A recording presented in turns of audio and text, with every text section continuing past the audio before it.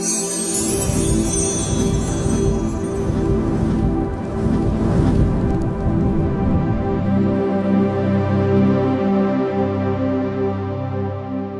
Hi friends, ನಮಸ್ಕಾರ. Welcome to my channel. ನಾನು ಲಕ್ಷ್ಮಿ. ನನ್ನ ವಿಡಿಯೋ ಹೊಸದಾಗಿ ನೋಡ್ತಾ ಇರೋ ಸಬ್ಸ್ಕ್ರೈಬ್ ಮಾಡಿ, ಲೈಕ್ ಮಾಡಿ, ಕಾಮೆಂಟ್ ಮಾಡಿ, ಶೇರ್ ಮಾಡಿ. ಇವತ್ತೊಂದು ರೆಸಿಪಿ ತಂದಿದ್ದೀನಿ, ಬಟಾಣಿ ಆಲೂಗಡ್ಡೆ ಗ್ರೇವಿ ಮಾಡುವಂತಹ ರೆಸಿಪಿ.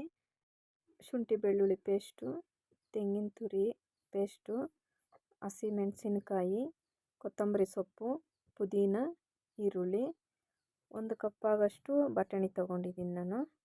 ಇವಾಗ red chilli powder, garam masala, ಧನಿಯಾ ಪುಡಿ, ಜೀರಾ ಪೌಡರ್, ಟೊಮೊಟೊ 3 ಟೊಮೊಟೊನ ಪೇಸ್ಟ್ ಮಾಡ್ಕೊಂಡಿದ್ದೀನಿ, ಅರಿಶಿನ ಪುಡಿ. ಇದು ಮಸಾಲೆ ಐಟಮು, ನಿಮ್ಗೆ ಗೊತ್ತಿರೋದೇ ಅಲ್ಲ ಮಸಾಲೆ ಐಟಮು, ಅದಕ್ಕೆ ನಾನು ನೇಮ್ಸ್ ಹಾಕಿಲ್ಲ. ಇವಾಗ ನಾನು ಸ್ಟವ್ ಹಚ್ಕೊಂಡು 2 ಲೀಟ್ರಷ್ಟು ಕುಕ್ಕರ್ ಇಟ್ಕೊಂಡಿದ್ದೀನಿ ಚಿಕ್ಕದು. ಅದಕ್ಕೆ ನಾನು ಇವಾಗ ಬಟಾಣಿ ಹಾಕ್ಕೊಳ್ತಾ ಇದ್ದೀನಿ. ಸ್ವಲ್ಪ ನೀರು ಹಾಕ್ಕೊಳ್ಳೋಣ.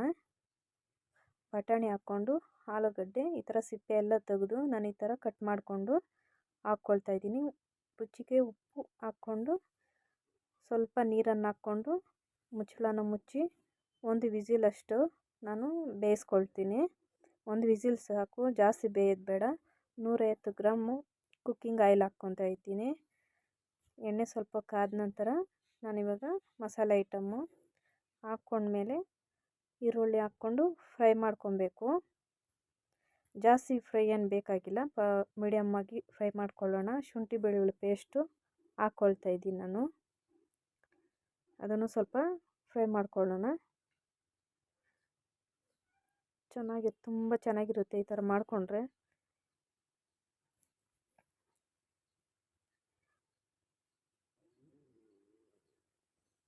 ಚೆನ್ನಾಗಿ ಫ್ರೈ ಆಗಬೇಕು.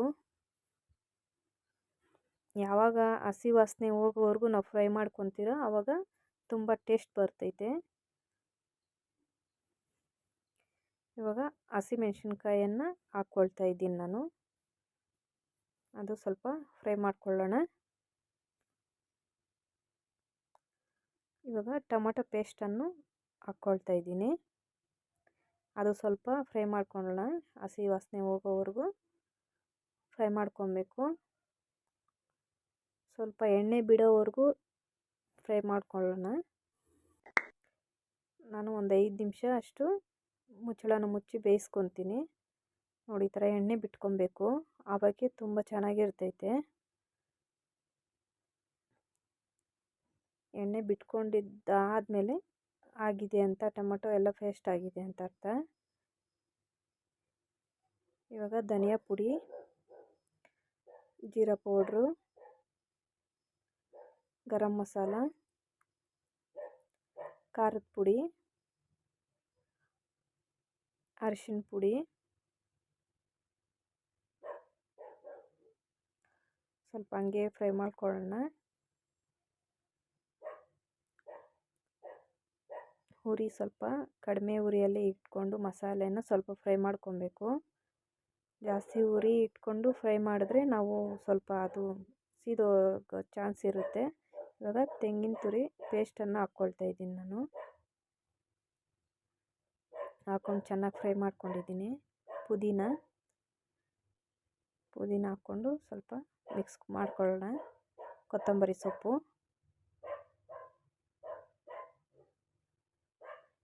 ಈ ಥರ ಮಾಡಿಕೊಟ್ರೆ ಚೆನ್ನಾಗಿ ಇಷ್ಟಪಡ್ತಾರೆ. ಚಪಾತಿಗೆ, ದೋಸೆಗೆ ತುಂಬ ಚೆನ್ನಾಗಿರುತ್ತೆ. ಇವಾಗ ಬೇಯಿಸಿಟ್ಕೊಂಡಿದ್ನಲ್ಲ ಅದನ್ನು ಹಾಕ್ಕೊಂಡು ಮತ್ತೆ ನಾನು ಮಿಕ್ಸ್ ಮಾಡ್ಕೊತಾ ಇದ್ದೀನಿ. ಜಾಸ್ತಿ ಬೇಯಿಸ್ಕೊಳ್ಳೋದು ಬೇಡ, ಎಲ್ಲ ಮೆಲ್ಟ್ ಆಗಿಬಿಡುತ್ತೆ. ಒಂದು 2 ಕಪ್ ಆಗಷ್ಟು ನೀರು ಹಾಕ್ಕೊತಾ ಇದ್ದೀನಿ. ನೀರು ಹಾಕ್ಕೊಂಡು ಮತ್ತೆ ಮಿಕ್ಸ್ ಮಾಡಿಕೊಂಡು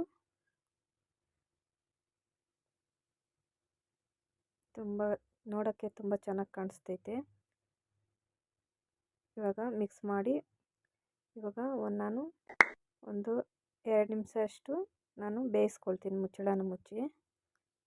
ನೋಡಿ ಎಷ್ಟು ಚೆನ್ನಾಗಿ ಬಂದಿದೆ, ತುಂಬ ಚೆನ್ನಾಗಿ ಬಂದಿದೆ. ಆಗಿದೆ ಅಂತ ಅರ್ಥ. ಇದು ಎಣ್ಣೆ ಎಲ್ಲ ಬಿಟ್ಕೊಂಡೈತಲ್ವ, ಅದಕ್ಕೆ ಆಗಿದೆ ಅಂತ ಅರ್ಥ. ತುಂಬ ಟೇಸ್ಟಿಯಾಗಿದೆ, ತುಂಬ ಚೆನ್ನಾಗಿದೆ. ಸ್ವಲ್ಪ ಸಾಲ್ಟನ್ನು ಹಾಕ್ಕೊಳ್ಳೋಣ. ಇವಾಗ ಬೇಯಿಸೋವಾಗ ನಾವು ಹಾಕ್ಕೊಂಡಿರ್ತೀವಲ್ಲ, ಅದಕ್ಕೆ ಕಡಿಮೆ ಹಾಕ್ಕೊಳ್ಬೇಕು.